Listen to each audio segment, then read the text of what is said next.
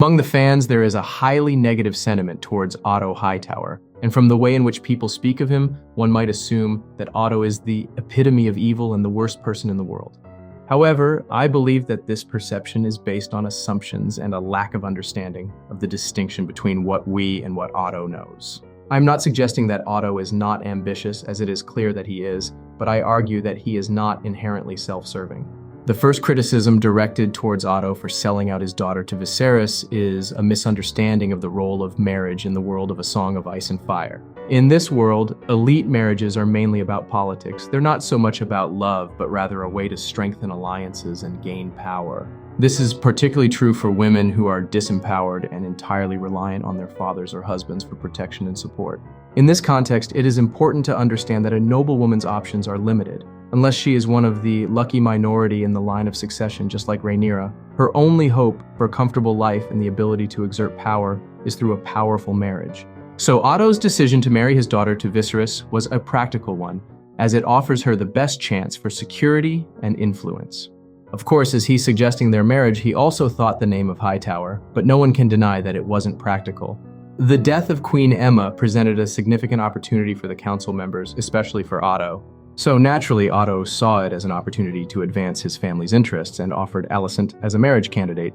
And similar to Otto, Corlys proposed his own daughter as well, and if Viserys had chosen Laena to marry, Otto would have been unable to do anything to prevent it. Just like Corlys, Otto tried to seize the opportunity, but unlike him, he succeeded. For him, his role as a father has been exemplary. He has successfully secured for his daughter one of the most advantageous marriages any noble woman could hope for. And despite being the daughter of his second son, Alicent's marriage to the king has ensured her a life of prosperity and power. Secondly, a recurring topic has been Otto's dislike and distrust of Daemon. Many have dismissed this as a simple character flaw, suggesting that it is indicative of Otto being a self-serving power broker who is only interested in his own gain. However, it is important to consider the context in which this sentiment arises. As the viewers, we have the benefit of knowing that Daemon loves Viserys deeply and would never truly harm him, but Otto does not have this same level of insight. Without any reason to trust Daemon's good intentions, it is only logical for Otto to be suspicious of someone as ambitious as Daemon who may potentially be willing to murder his own brother. This is not without historical examples, as the Targaryen family has seen brothers such as Aegon and Maegor. It is important to note that each of the brothers has a different background. Even within the Targaryen family, brotherly love does not necessarily protect against such actions. So Otto's suspicion of Daemon should not be dismissed as a mere character flaw, but rather understood within the context of the dangerous and cutthroat world in which they live. It's also hard to understand that so many people are bashing Otto for what he did in Dragonstone without even thinking about how brave it was for him to go right into enemy's territory to deliver the king's orders to someone who hates him. Can you imagine the danger he put himself in? People say that it's bad that Otto tried to stop the king from walking into a war zone without a dragon. They say he did it to prevent Viserys and Daemon from making up. But honestly, Otto couldn't know what Daemon's true intentions are. He's taken the king's castle, filled it with gold cloaks, declared himself the heir, taken a second wife, and stolen a dragon egg. I think this is the definition of a rebellion. Otto's job as the hand of the king is to protect the king and the realm, and it would be pretty unwise for him to let the king walk into a situation where a potential usurper is waiting. Otto's actions, as risky as they were meant to stop Daemon from becoming the king or getting more power. He honestly thinks Daemon is a threat, just like Maegor.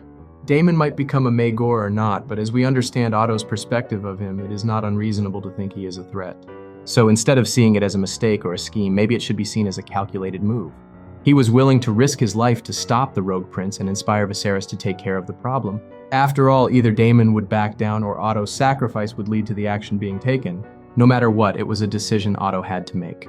Viserys' refusal to deal with his brother was a huge weakness, and it's the hand of the king's job to fix it for the good of the realm. Another accusations that have been levied against Otto is that he had Rhaenyra followed and spied on. Despite her insistence, it certainly doesn't seem like Otto hired anyone to stalk her through the streets. After all, there were no spies in the castle watching Rhaenyra's every step.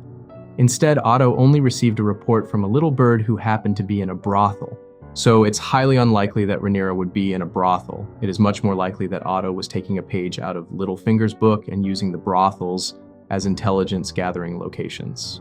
While Rhaenyra happened to be there, Otto almost certainly wasn't planning for it. As the hand of the king, it is reasonable that Otto would have an advanced information network in the capital.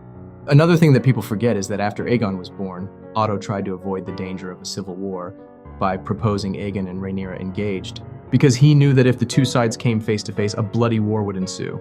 It is often said that Otto is the new Baelish, but I think this is not true.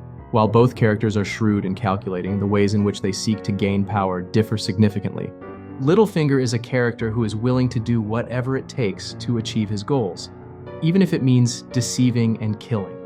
He is a great manipulator, constantly scheming and seeing every possible angle to gain an advantage.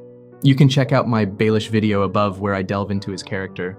But in contrast to Littlefinger, Otto is not a character who revels in chaos and deception. Instead, he tries to seize opportunities within the rules of the game, willing to bend the laws to serve his plans to expensive order and stability. In his mind, Otto's ultimate goal is to see his grandson on the throne, with everyone else bending the knee and peace reigning for 50 years. He is a more pragmatic and calculated thinker who values stability and order above all else. Of course, Otto is an ambitious man, and he has climbed to the pinnacle of power.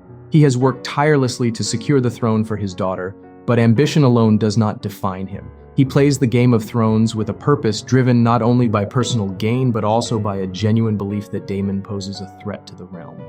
Despite the accusations, Otto has proven himself to be a competent hand, serving two kings with distinction.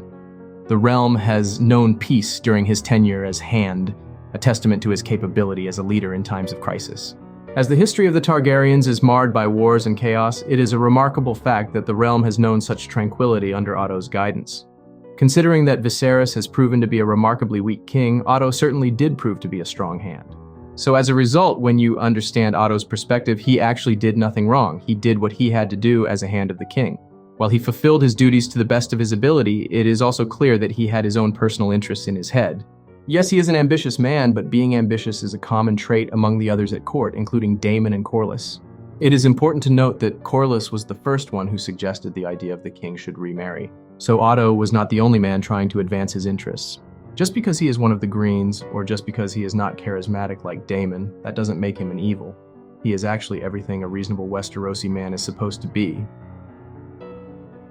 So if you've made it this far, thank you so much for watching. If you enjoyed the video, I'd really appreciate if you could leave a comment, give a like, and click to subscribe. Your support will greatly help the mysterious algorithm works its magic. And if you want to support me personally, you can join the channel by using the join button. See you next time.